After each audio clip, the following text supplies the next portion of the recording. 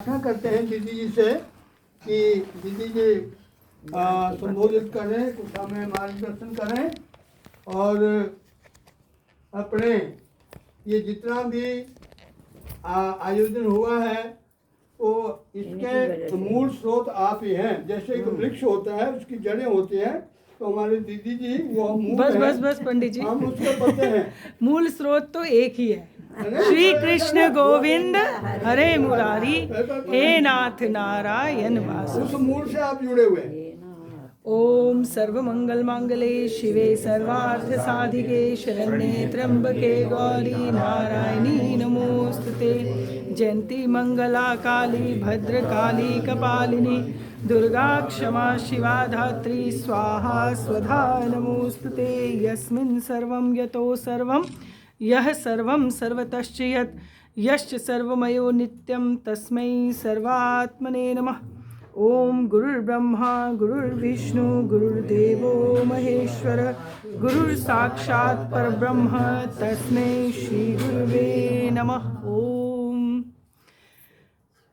भगवान के चरणारविंद में उपस्थित होकर हम नित्य प्रति भक्ति और शक्ति का दान मांगते हैं। हमारे जीवन में सबसे सुंदर समय कौन सा है कि जब हमें सत्संग मिलता है। बाकी तो सब कुछ पशु करते हैं, है ना। भगवान ने कहा ना कि शुनि चैव श्वपाके च, मतलब शुनि कहते हैं शुनक कुत्ते को। सब में वही कृत्य है जो मनुष्य में है। इवन जो बाहर पौधा लगा है, प्लांट है, उसमें भी खाना पीना सोना, अगली जनरेशन को पैदा करना, अपने आप को संभाल के रखना, अपना जीवन चलाना। सिर्फ इम्पोर्टेंस क्या है कि हमारे पास बुद्धि है। और उसी की शरण में जाने के लिए भगवत गीता में भगवान ने कहा, क्या कहा भगवान ने? बुद्धौ शरणम अन्विच्छ। हे पार्थ, पहले अपनी बुद्धि की शरण में जा। तो समाज में धर्म का पालन करना जो है, आपको शास्त्र जो है वो बता सकता है कि आपको क्या करना चाहिए, पर किस समय क्या करना चाहिए आपका समय किसको पता होगा? आपको ही पता होगा ना। जब आप एक माँ के रूप में हैं तो आपको पता है कि मैं एज ए मदर मुझे क्या करना है। जब आप अपने माता पिता के पास हैं तो आपको पता है as a daughter, as a सन आपको क्या करना है। तो सबसे पहले धर्म निभाने के लिए अपनी बुद्धि की शरण में जाना पड़ता है। अब एक धर्म की बात आई तो धर्म में सबसे बड़ा धर्म होता है युग धर्म, जिस समाज में आज आप रह रहे हो। भगवान राम ने जो किया वो आज आप नहीं कर पाओगे। पता है क्यों? क्योंकि राम का तो युद्ध भी रावण से था, जो धर्मात्मा था, जो भगवान शिव का भक्त था। ये बात याद रखना। जो राम ने किया रावण के साथ, वो आज आप इस समय में नहीं कर पाओगे। क्योंकि आपको आज यही नहीं पता कि आपका युद्ध अपने आप से है और किसी से तो बाद में होगा। यहाँ जो धर्म क्षेत्र कुरुक्षेत्र में खड़े हैं भगवान, वहाँ अर्जुन को महाभारत में युद्ध के लिए प्रेरित तो कर रहे हैं, पर वो सबसे बड़ा युद्ध जिसके लिए वो प्रेरित कर रहे हैं वो उसके अंदर हो रहा है। और वो केवल अर्जुन के लिए नहीं है। इतनी मैं सुन रही थी, देखो पाठ के सुनने का ज़्यादा महत्व होता है, इसलिए सारा महत्व मुझे मिल गया। सारा पाठ आपका सुना और कहने का अभिप्राय ये है कि जो अंतर का युद्ध है, अभी कल हमारे यहाँ अपने यहाँ इस यूनाइटेड किंगडम की धरती पे प्रोटेस्ट हुआ, क्योंकि युग धर्म की बात कर रहे हैं हम। किस लिए प्रोटेस्ट था कि एक कंट्री में एक माइनॉरिटी पर, एक धर्म वालों पर, विशेष धर्म वालों पर बड़ा अत्याचार हो रहा है। और उसमें दुख की बात यह है कि जनसंख्या कम नहीं है उनकी, 2 करोड़ हैं वो। क्या हम लोगों को कभी ये बात समझ नहीं आएगी कि हमारे ही भगवान, हमारी ही भगवती जो हैं 8-8, 10-10 शस्त्र और शास्त्र लेकर खड़ी होती हैं, लेकिन हम लोग अहिंसा को भूल गए कि सही अहिंसा क्या होती है। आप जानते हैं सही अहिंसा क्या होती है? अहिंसा का मतलब केवल नॉन वायलेंस नहीं होता। अत्याचार करना पाप है तो सहना सबसे बड़ा पाप है।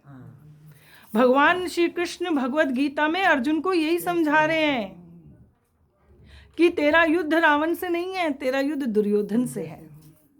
रावण ने सीता जी को ले जाकर भी अशोक वाटिका में रखा क्योंकि ये तपस्विनी है, लेकिन ये ऐसा कुबुद्धि है दुर्योधन जिसने अपने घर की स्त्री को इतना लज्जित किया, और वो भी भरी सभा में। आपको ये देखना पड़ेगा कि आपका युद्ध किसके साथ है। आप अपने जीवन में जिस चीज़ से जूझ रहे हो, है ना, हम अंतर्मन में रोज जूझते हैं ना, हम ये करें कि ना करें, ये हमारे लिए सही है या गलत है। मैं देखती हूँ ये तो एक बड़ी नहीं, कोई बड़ी बात नहीं है। लोग जब फ़ोन करते हैं आज एकादशी है कि द्वादशी है, मैं कहती हूँ जीवन में और क्लेश कम है जो एक और पाल लिया सबने। आज मना लो या कल मना लो, ये तो है नहीं कि आज मनाओगे तो आपको महत्व तो केवल आपकी भावना का है। भगवान ने कहा ना, मयि अर्पित मनो बुद्धिर, मेरे प्रति जो समर्पित है बुद्धि, वो कुछ भी करे वो मुझे प्रिय है। और प्रिय शब्द का 3-4 बार प्रयोग किया भगवान ने। एक भगवद गीता ही ऐसा शास्त्र है जिसमें भगवान ने बार बार कहा प्रियो अस्मि, प्रियो अस्मि, 3-4 बार ये कहा है। और किसी शास्त्र में आपको ये शब्द नहीं मिलेंगे जल्दी से। भगवान ने कहा वो मुझे प्रिय है जो किसी भी भाव से मेरे प्रति कुछ भी करता है। और हम अभी तक हमारे धर्म में इसी क्लेश में फंसे हुए हैं कि आज है कि कल है, अब मनाएं कि कब मनाएं। मैं कहती 2 आए तो 2 मना लो, 2 की बनाने की हिम्मत नहीं 1 मना लो, 1 नहीं बना सकते तो भी हाथ जोड़ लो, वो तो भाव की ही लिए कह रहा है। तो आज के टाइम में अगर आप इतना जीवन को जटिल रखोगे तो जो आने वाले बच्चे हैं उनके पास तो ना तो इतना समय है ना इतनी बुद्धि है, वो तो कुछ कर ही नहीं।